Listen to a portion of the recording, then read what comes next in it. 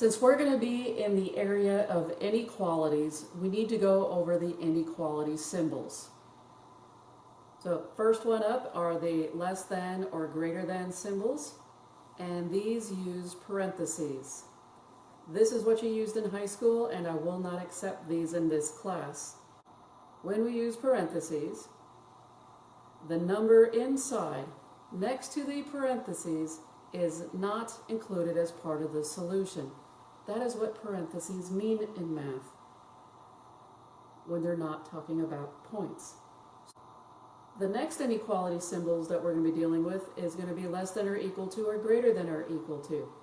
These use the brackets, or in high school you may have been used to the solid dot. I will not accept the solid dot. We will use brackets in this class. The number inside next to that bracket is part of the solution. Now I'm saying parentheses because officially this is a bracket. They're part of the parentheses family. So if you don't like the fact that I said parentheses, just say next to the brackets and you'll be fine. Because officially brackets are parentheses according to the English world. So when you see less than or equal to or greater than or equal to, we are going to be using brackets. And that number that is next to that bracket means that that number is part of the solution. Lastly, let's talk about the positive infinity and negative infinity symbols. Whenever you have these, they always use parentheses. What is circled here that you see that I did right here, this circled column, we will be using these symbols for our graphs and for our interval notation. So please get comfortable with them. We will not be using this closed dot or open circle.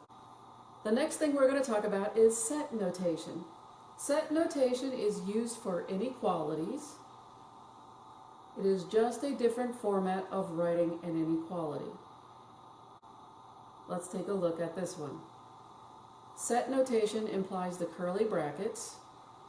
You will have some type of variable over here on the left-hand side, and then you got this straight line. And over here is what is called the argument. In other words, the thing that you need to do for math. So this is a really good example to start out with. This is an example of set notation. Let's look at another one, but this time I'm going to decode it for you. So again, set notation, because the curly brackets tell us it is a set. What does the rest of this stuff mean? The way to read this is in order of the arrows, the way that I pointed this out. Again, when you see brackets, it means the set. So this is the set x. This is the variable being used in the problem, so that's the reason why they name it. This is the set x, the variable in the problem that we have. This little line right here means such that. So I have the set x such that. And then over here, this thing is called the argument. This is our problem that we need to solve and probably graph. So we have the set x such that, and don't say argument, we're actually going to say this x is less than 3. So we have the set x such that x is less than 3. X is less than 3 is our argument, that is our problem, that's what we're going to solve and graph. Here's a lovely example. Determine the argument of the set notation, graph the linear inequality. Let's see if we understand all these. We were given the set x such that x is greater than or equal to 5. It is a lot easier once you understand what everything is. This is the variable being used in our problem. These brackets mean set. The set x such that x is greater than or equal to 5. The first thing that I want us to do is identify the argument of this set notation. Realizing the argument is the problem that we're going to be graphing, which is x is greater than or equal to 5.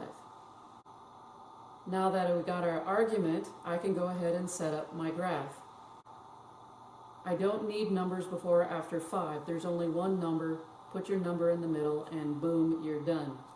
If you want to put in test points, that's what these are. These are nothing more than test points that will go in for x by substitution. You do not have to do that if you don't want to.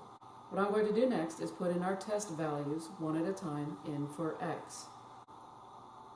So we have negative 100 is greater than or equal to 5. And our other one is 100 is greater than or equal to 5. Again, our test points go in for x, whichever argument you wish to look at.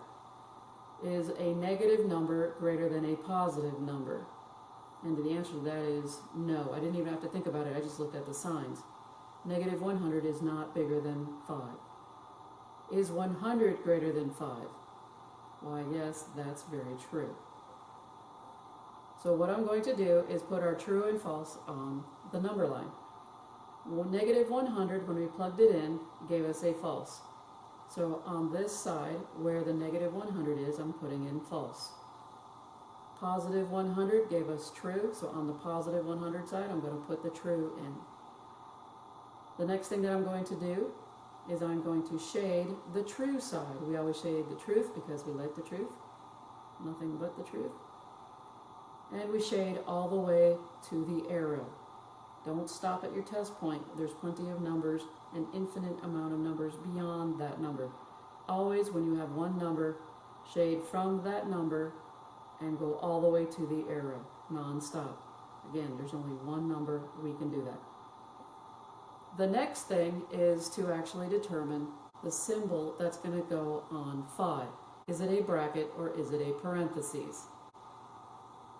Well, my shortcut for this is the following.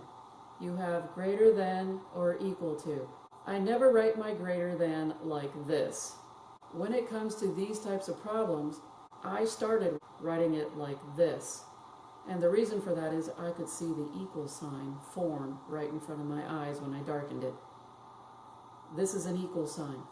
Now I know a lot of people go, okay, so what? But here's the deal. I have my tick mark on 5. I'm going to form an equal sign on this tick mark. That forms the bracket on 5. So that tells me when I have a greater than or equal to or a less than or equal to, if I form an equal sign, I will form a bracket on that number. What that also means is that one of my answers is in fact the number 5 because it equals the number 5. So 5 is included as part of this answer. And that's what your graph looks like. Next example, we have the set y such that y is less than negative 2. The set y such that y is less than negative 2. Alrighty. What is the argument to this problem? In my head, I'm actually doing the Jeopardy sound. Alright, that's enough. So my argument is y is less than negative 2. Again, the argument is the problem we're going to be working on. And that's always on the right-hand side. Always.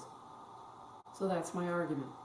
The next thing I want to do is graph it, because the direction said graph the linear inequality. So I'm going to put my number line there, and my number goes straight in the middle. Why? Because it's easy. Here's my negative 2, and I also put in my test points. My test points are going to be placed into this y by substitution. I have negative 100 is less than negative 2. So my negative 100 went in for y. And then positive 100 less than negative 2.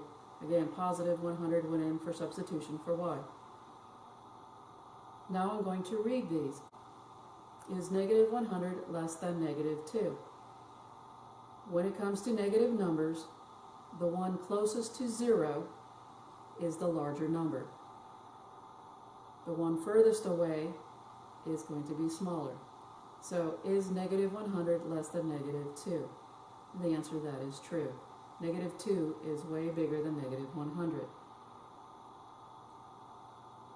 Alright, next on my list, we're going to be discussing 100 is less than negative 2. Well, if you can tell this is truth, then this is an automatic false. But let's go through it anyway. Can a positive number be less than a negative? And the answer to that is no, that's false. From here I'm going to place the true and false on my graph. So negative 100 got a true, so the negative 100 side gets the true. The positive 100 gets the false. So this is where the positive 100 side is, it gets the false. And we shade the true side, always. And again, all the way to the arrow. Dun, dun, dun, shade all the way up to -2. Do not put anything on the arrow, we just shade to it, nothing more. The question now becomes, what symbol do I put on -2? Well, if it was less than or equal to, as I just showed you above, the equal sign forms that bracket. So that means that the less than symbol is not a bracket, which means it has to be a parentheses. Now what does the parentheses mean one more time? That means that -2 is not a solution to this problem. But I need to put the parentheses on the -2 because what I need is I need a start where all my answers, and I can't just say my answers fall short of -2.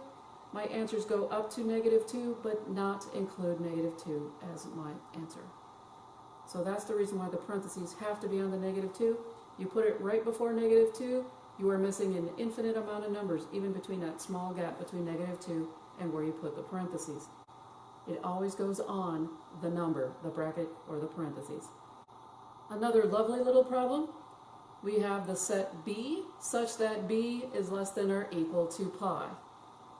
This usually freaks out some students right in the beginning because they're like, oh my god, what's pi? We know pi is 3.14. Well, I'm not going to put 3.14 on the graph because pi represents an infinite amount of numbers behind the decimal.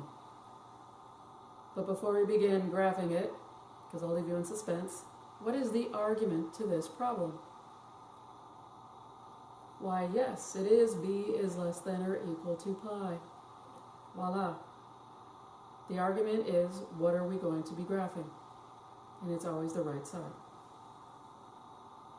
When it comes to the graph, I'm going to put pi on it only. I do not put 3.14 because pi represents, again, an infinite amount of numbers beyond the decimal point.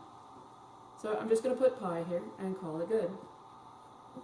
Again, you can do your test points. You have -100. Is it less than or equal to pi? Is positive 100 less than or equal to pi? If you want to shorten it up, pi, just call it 3 for the sake of the show in this case, because I'm not asking you what is pi, I just want to know which side I shade of pi. So if you want to shorten up pi to 3, that's fine, because it's easier that way. Is -100 less than or equal to 3? Can a negative be less than a positive? And the answer to that is, of course, yes. What about 100? Is 100 less than or equal to 3? No, that's false. 3 cannot be bigger than 100. So again, we got a true side on the -100 side, and we have a false on the positive 100 side. We're going to shade the true side. Again, shading up to pi, go all the way to it, and you shade all the way to the arrow. Do not stop at the -100. Now, the last part to this graph is to actually find the symbol that goes on pi.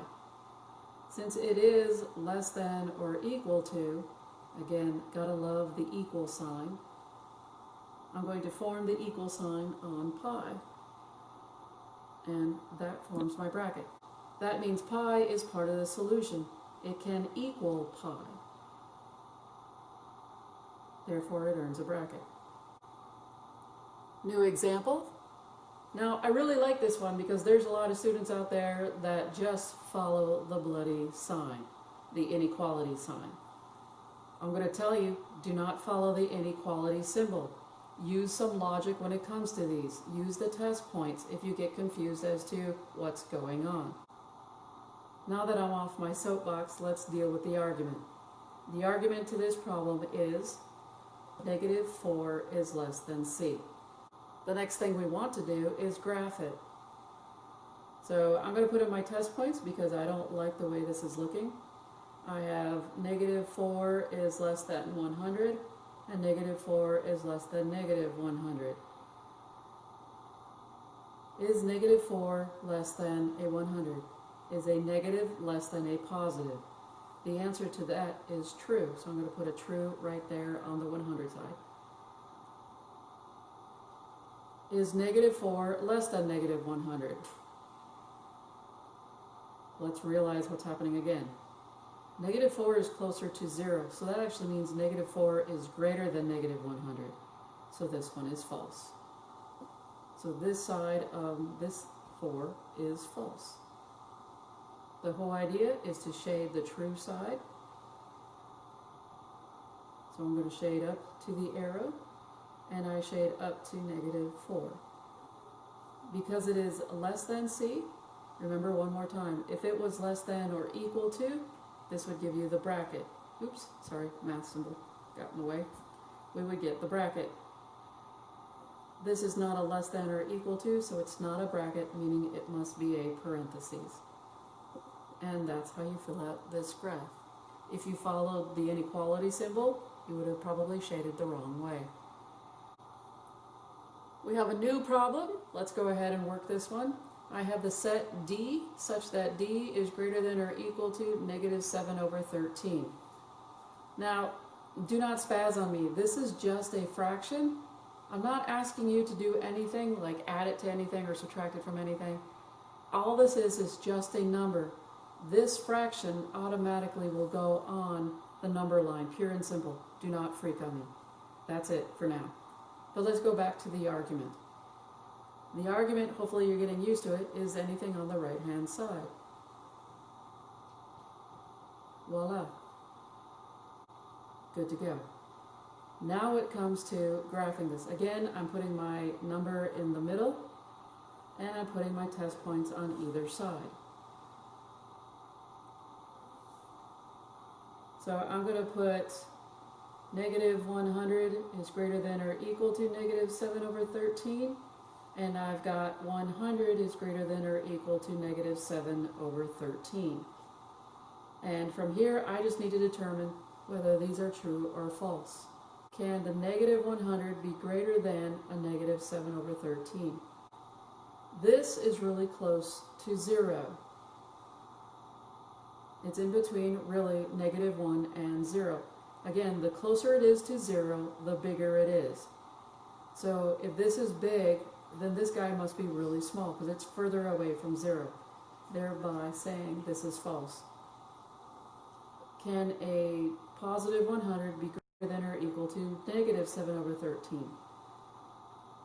This is true. Now, if you don't really understand the numbers, then go with the signs. Can a positive be greater than a negative? Yes. Thereby, it is true on the positive 100 side, and it is false on the negative 100 side. Shade the true side. Shading up to the arrow. Shade up to the line. And then from here, we need to figure out the symbol that's going on the inequality here. So we were given greater than or equal to, and notice you can form an equal sign. So I'm going to form the equal sign. And again, that forms my bracket. That means that negative 7 over 13 can be a part of the solution because it's greater than or equal to negative 7 over 13. Again, negative 7 over 13 is part of the solution, as well as all of these other ones. We're going to talk about interval notation. Might be brand new to a lot of you, maybe not, some of you. It is used to represent all our answers in a compact format. It uses parentheses and brackets and a combination of the two usually. We need to remember that positive infinity or negative infinity always use the parentheses for interval notation. To use interval notation correctly, you must read the graph from left to right, always. The way that you read English is the way that you read math graphs, from left to right. Determine the argument of the set notation. Graph the linear inequality and give the interval notation. So we are given this lovely example. Now this is set notation. This is the set x, such that x is less than or equal to negative 0.25. The argument is always going to be the one thing that you're going to be graphing in this class, which is this side, the right-hand side. This is the argument. The argument is x is less than or equal to negative 0.25. For the graph, what you're going to do, and it doesn't have to be like, you don't have to put 0, 1, 2, negative 1, 2. You don't have to put numbers on there. Just put the number that you have for your argument. Here's negative 0.25 on the graph. What I'm going to do before I begin shading is I'm going to put these test points. Now these are only test points. I'm going to put numbers that are very high on the positives and very low on the negatives because our numbers never come close to that. The reason why I do that is sometimes when I put numbers on the number line and they're too close to what the argument is, it can get a little confusing. So what I do is, again, I use these test points and I put those test points into this inequality, the argument. So wherever you see this x, that's where the 100 goes, and then I'll do it again. Where this x is, I'll put the negative 100. And all I'm doing is determining whether there's a true or false on the left or right side of negative 2.5. So again, I replace this x with negative 100, and I'm doing it again for when x is a positive 100. And all I need to know is which one's true, which one's false. Let's look at this one real quick. Is a positive number less than or equal to a negative number? You don't even have to worry what the numbers are. This is positive, this is negative. Is a positive less than or equal to a negative? Hopefully we know the answer to that one. That answer is false. If we look at this one over here, is negative 100 less than or equal to negative 2.5? Now the answer to that is yes. Negative 0.25 is closer to 0. Because negative 0.25 is closer to 0, this, in terms of negatives, is bigger than this negative 100. When it comes to negatives, the further away it is from 0, the smaller it is. So negative 100 is way a lot further away from 0 than negative 0.25. This is almost kind of like right on top of it if you want to think of it that way. Therefore, this one's true. When it comes to the graph, because it's an inequality, all inequalities must have shading. And so when we have shading on this one, first thing I'm going to do is the negative 100 side is the true side, and the 100 side is the false side. Wherever the positive 100 was, this side will be false. Wherever the negative 100 side was, that side will be true of the 0.25. Negative 0.25, that is. Wherever the true side is, that is the side that I'm going to shade. Because again, all inequalities have a shading component to it. Now, whatever you do, do not stop at this negative 100. This was just a test point. When you have a number on your number line, and only one number, you shade all the way completely to the arrow. You don't stop, you hit the arrow, and you shade up to the line. You don't stop short of it, you touch the line. It's like tag, you gotta touch it. From here, what we need to do is remember what signs mean and what does that translate to our graph. Because we have a less than or equal to or a greater than or equal to, this equal to sign tells us that we are going to be using brackets. Now, how do I know that? Well, in this inequality, there is this equal sign. Here's one, and here's one. I never do it like this, like you see in books where you've actually got an arrow. I make my arrow on the bottom flat. And that shows me that that's an equal sign. Well, what does that equal sign have to do with anything? Well, here's the tick mark for negative 0.25. I'm going to form an equal sign. And that forms a bracket. Voila. So I have a bracket on my negative 0.25, and my bracket always faces where I shade.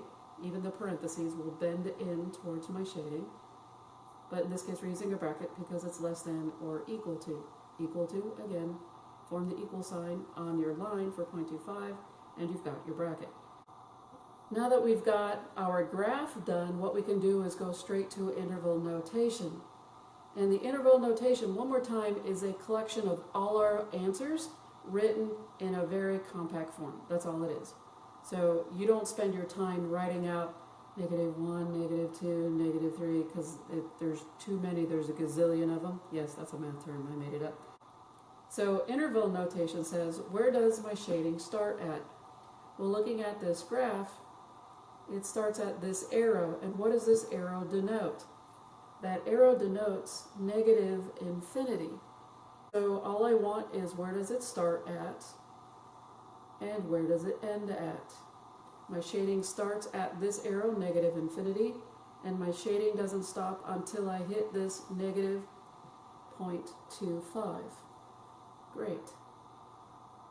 The negative 0.25 has the bracket, so I'm going to put the bracket on the negative 0.25. Infinities, well, infinities, what you can do is actually follow the curve of the infinity, and you use the parentheses. And this is your interval notation, representing all of your numbers from start to end. Let's look at this next example. I have this set, that's what these curly brackets mean, the set t, such that t is greater than or equal to -14/3. What is the argument of this inequality set notation? Again, the argument is always the stuff that you're going to be graphing, that you're going to be looking at. So my argument is t is greater than or equal to -14/3. The second thing we want to do is graph this. I put my -14/3 right in the middle of the graph. Why? There's only one number, so why reinvent the wheel and put all those nasty numbers I don't need on there when I can just use the one that the problem gave me? I'm going to put my test points in here. Again, you do not have to put your test points on here. I do it to help out people. So the test points are put on here. And what I'm going to do now is figure out what side to shade on. And what I do is I put these test points in for the variable, both of them. So I put -100 is greater than or equal to -14/3, and then I put the +100 in for greater than or equal to 14/3. Again, these numbers go in to t. And then from here, I just have to decide which one's true and which one's false. Is 100 greater than -14/3? If you're not sure, think of it this way. Is a positive greater than a negative? And the answer to that will be, this is true. Now, we could say stop here, because once you find a true, that's all you need, because we always shade the true side in a math problem. But let's go over this one. Is -100 greater than or equal to -14/3? No, this one's further away from 0, so this is actually smaller than -14/3. So the sign should be the opposite way around. So this one's false.